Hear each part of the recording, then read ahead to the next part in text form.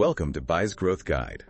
We're going to take a deep dive into Burkina Faso's plan for growth. That's a pretty remarkable story. I mean, this nation has been dealing with some major challenges, right? Insurgencies, economic hardship, corruption, instability. It's been rough.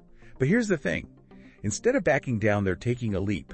Burkina Faso's staring down these hurdles and taking a leap toward a brighter future. They've put together this ambitious plan. It's like a roadmap with 6 key pillars: security, rebuilding communities, achieving food security, tackling corruption, investing in education and jobs, and fostering unity. It really is fascinating because it's not your typical development strategy. It's more like a nation saying, we're not just going to survive, we're going to thrive. And they're doing it strategically, weaving these 6 pillars together. Honestly, it's pretty inspiring. Okay, so let's break this down. Let's start with the foundation: security.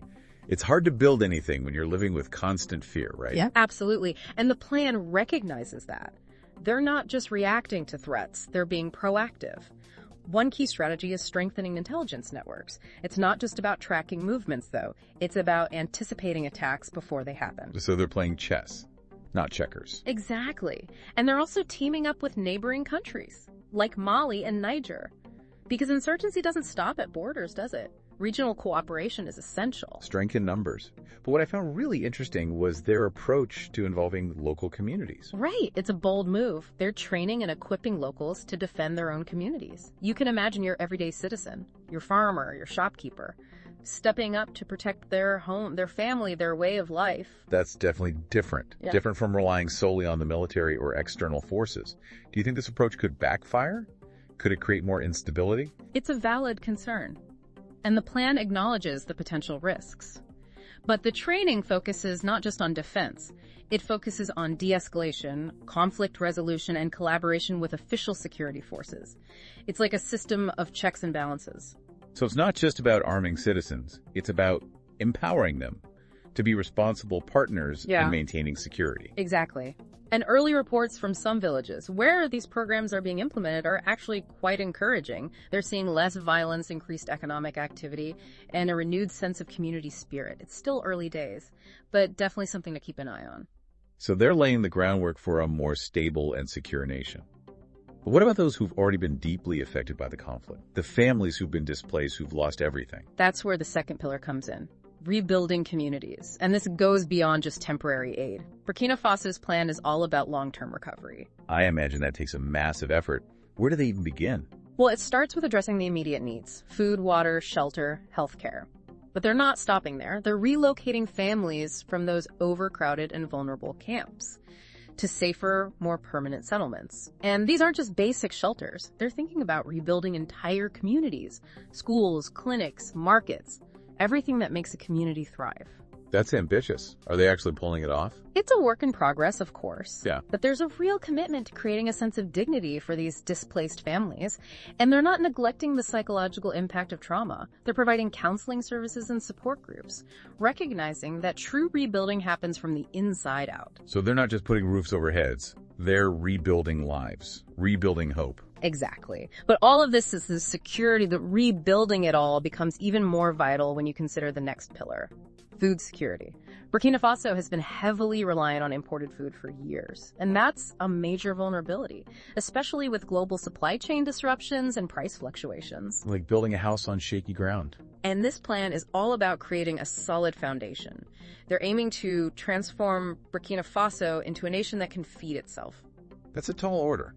How are they approaching this? They're focusing on empowering farmers, providing better seeds, modern equipment, and training in more advanced techniques, like crop rotation. They're expanding irrigation systems to ensure consistent water supply even during dry seasons.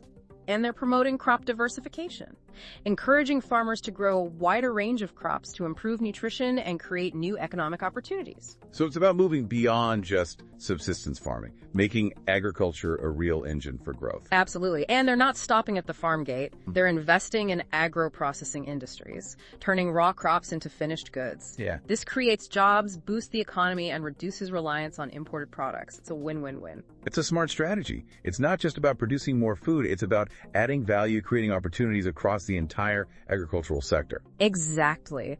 And they're doing all of this with an eye on sustainability, promoting organic farming practices, reforestation, and other measures to protect the environment.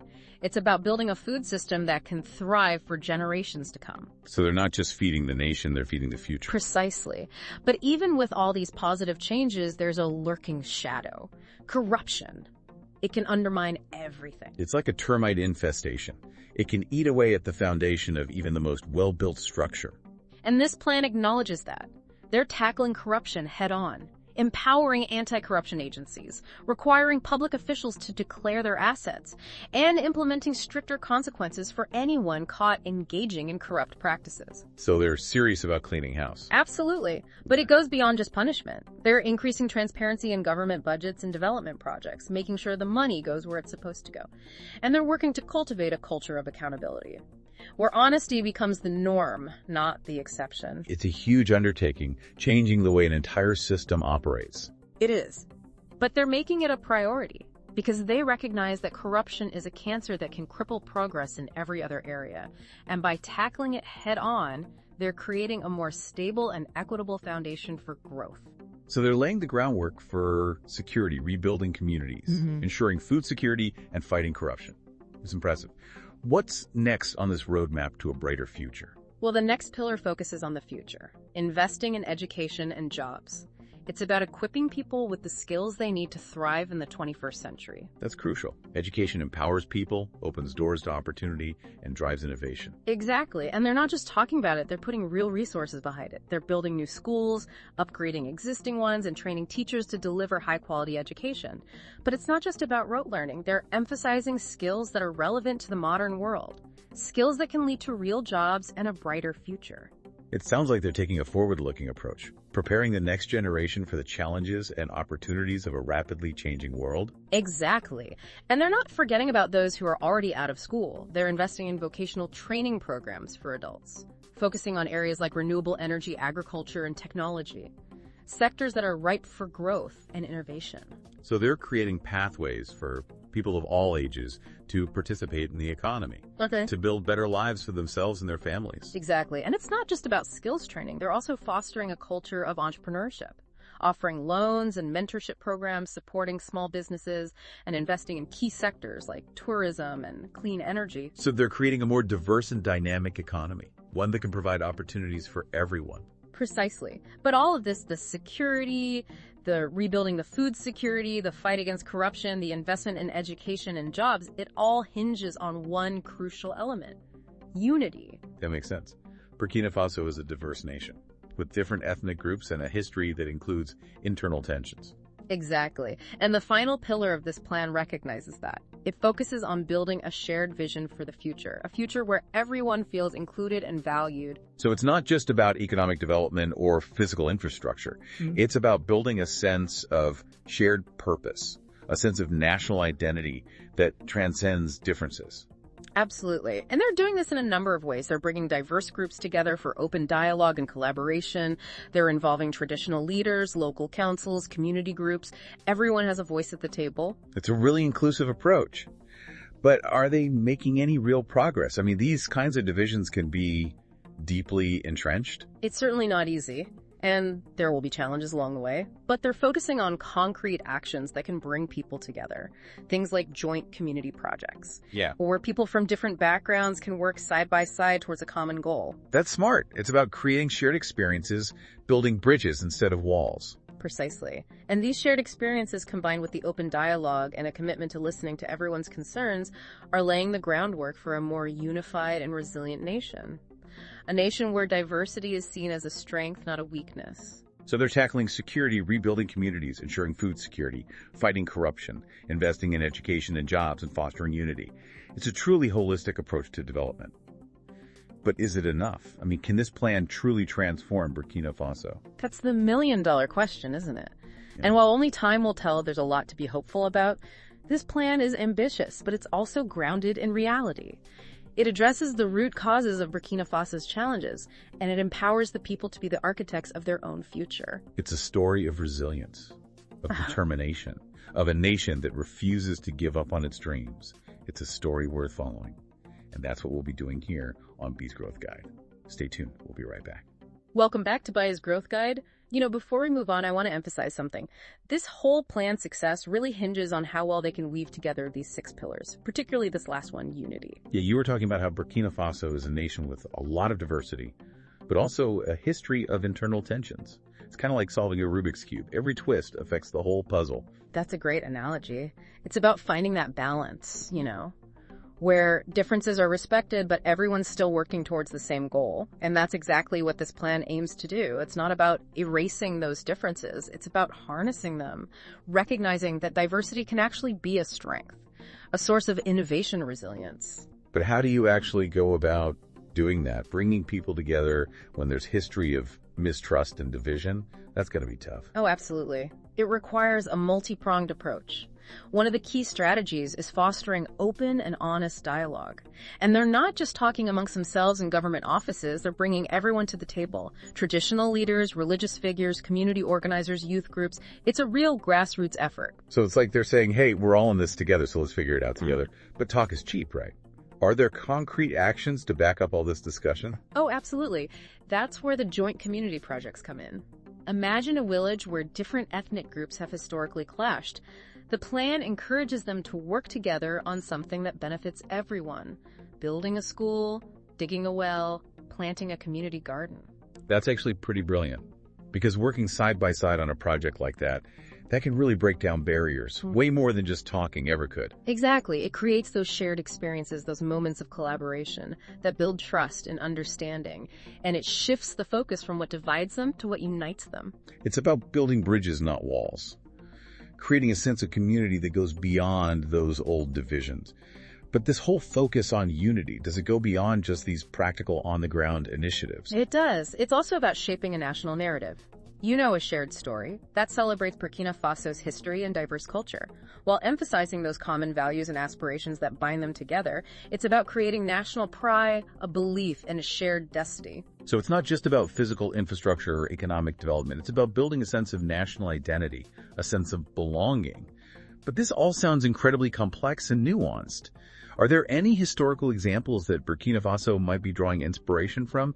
Has this kind of approach worked elsewhere? That's a great question, and there are some interesting parallels. Look at Rwanda, for example. After the genocide in the 1990s, they really embarked on a deliberate process of national reconciliation. It involved truth and reconciliation commissions, community-based initiatives, and a real effort to rewrite the national narrative. It was successful. It's been a long and challenging process, but Rwanda has made incredible progress. They've achieved significant economic growth, reduced poverty, and built a more peaceful and unified society. Now, their context is different, of course, but there are valuable lessons to be learned. It's a reminder that even after something so horrific, healing and unity are possible. But let's be realistic, this kind of transformation doesn't happen overnight. What are some of the biggest hurdles they might face in implementing this plan, especially this focus on unity? One of the biggest challenges is going to be overcoming those deep-seated suspicions and prejudices. It's going to take time and consistent effort to build trust, especially in communities that have been affected by violence or historical injustices. Another challenge will be making sure that the benefits of this plan are distributed equitably.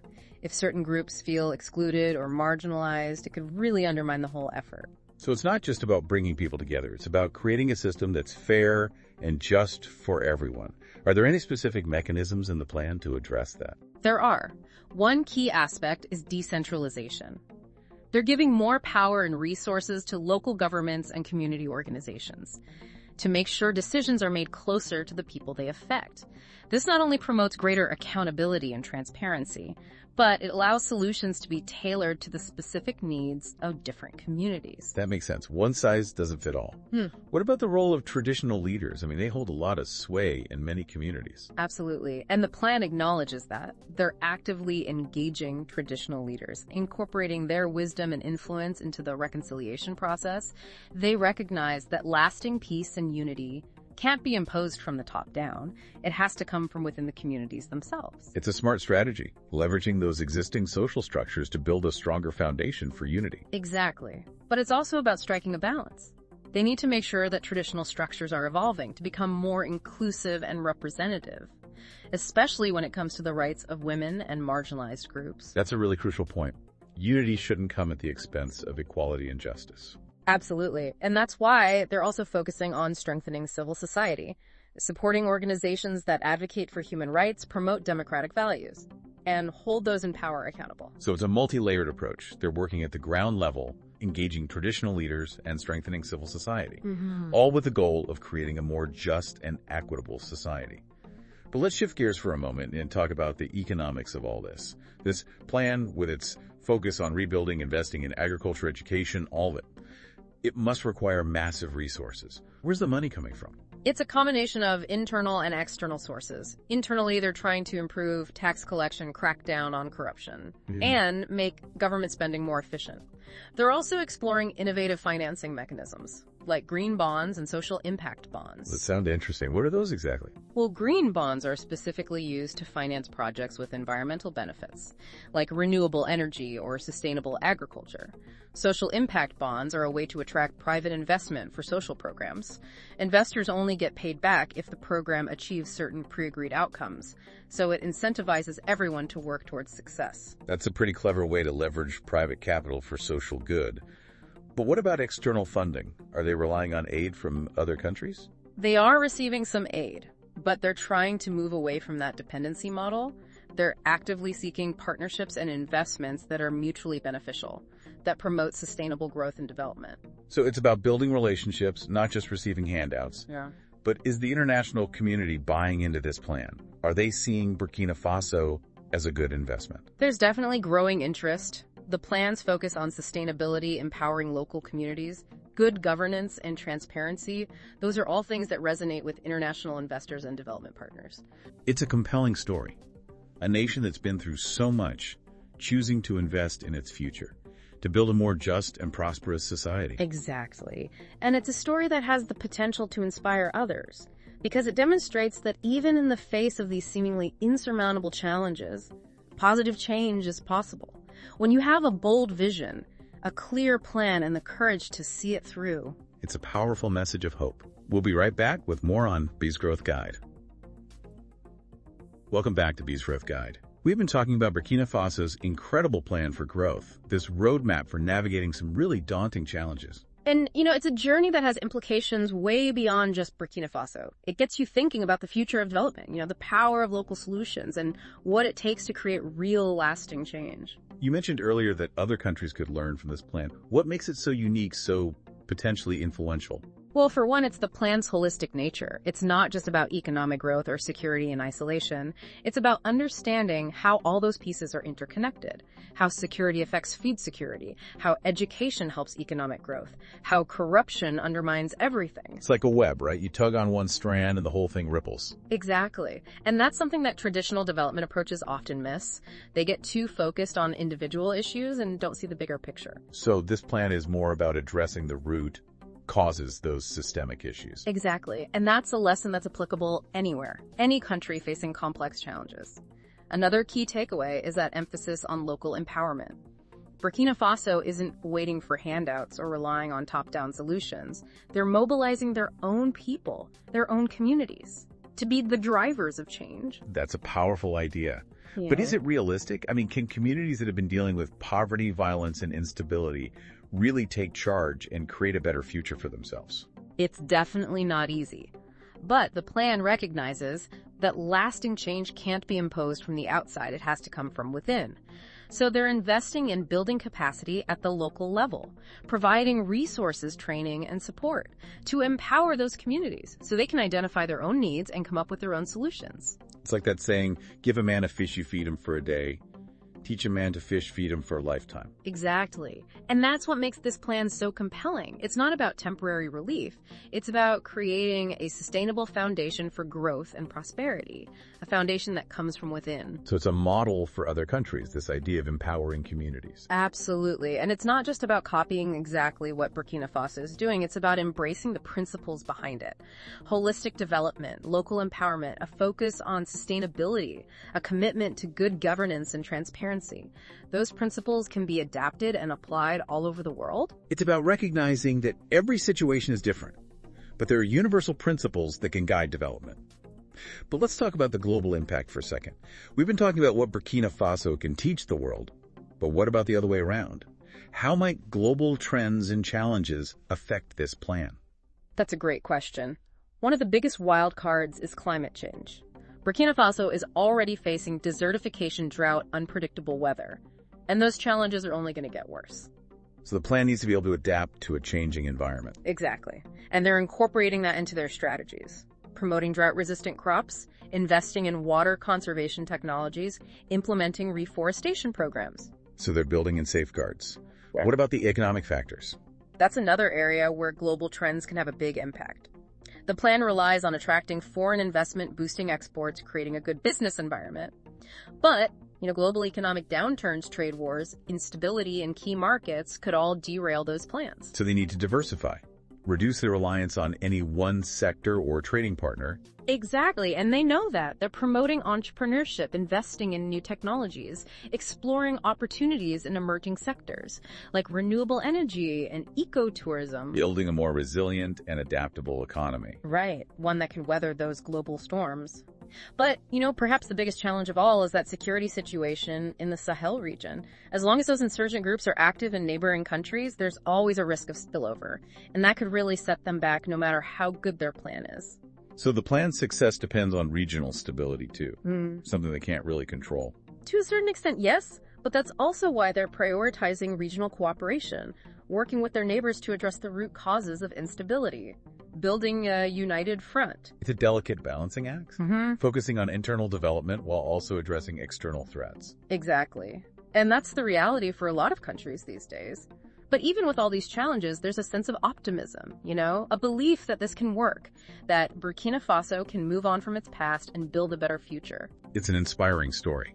It's a testament to human resilience, the power of hope, and the potential for change, even in the face of incredible adversity. And that's what we've been exploring here on Bai's Growth Guide. It has been fascinating. And it's not over yet. We'll be keeping an eye on Burkina Faso's progress, and we encourage you to do the same, because the story can teach us all valuable lessons about development, about resilience, about the power of human ingenuity to create a better world. Thank you for joining us. And until next time, keep exploring, keep questioning, and keep believing in the power of positive change. From all of us here at Bai's Growth Guide, thanks for listening.